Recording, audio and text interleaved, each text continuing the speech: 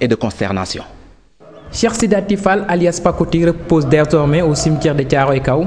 La cérémonie funèbre a refusé du monde. Les témoignages restent les mêmes. Un homme digne, de foi, généreux et serviable. Lorsqu'il était venu, qu'il nous a rejoint dans cette maison, on l'appelait Pakoti. Mais après une semaine, 2 semaines de voisinage, on l'appelle imam. De par son comportement, de par sa droiture, de par sa générosité, mais de par son esprit humain.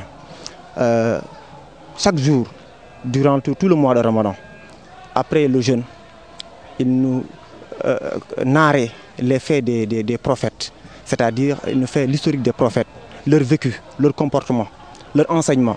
Pas plus tard qu'avant-hier, le thème dont il exposait à la maison portait sur le prophète Ibrahim et le prophète Youssouf. Militant engagé du Parti démocratique sénégalais, Bachir Diawara parle d'une perte pour la jeunesse sénégalaise. C'était un modèle sur le plan éthique, sur le plan moral, sur le plan de la constance. Pakoti était quelqu'un qui n'était pas animé par une conviction à géométrie variable, mais il était constant dans ses options et dans son engagement militant. Donc c'est le peuple sénégalais aujourd'hui qui a perdu quelqu'un qui sera aggravé, qui sera à jamais gravé dans la conscience collective de la jeunesse surtout.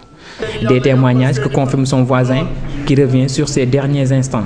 Avant-hier, il nous a dit que demain je vais aller à l'hôpital, Inch'Allah, s'il plaît à Dieu. Donc je vais réveiller un parmi vous pour qu'il m'accompagne à l'hôpital.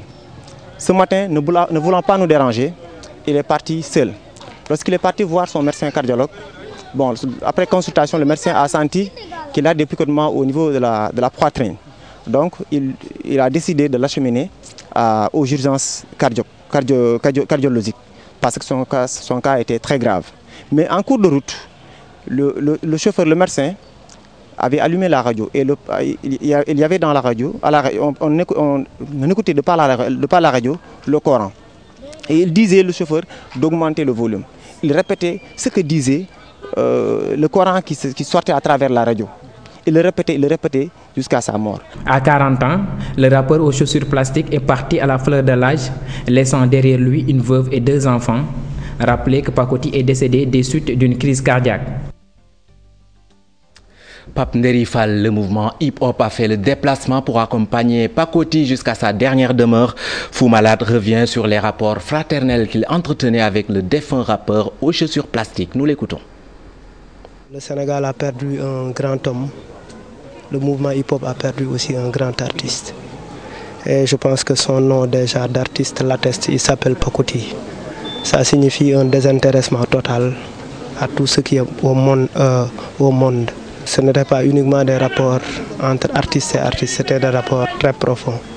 On a voyagé en Europe, en Afrique, on a voyagé ensemble, on a fait le tour du Sénégal, on a aussi partagé un travail.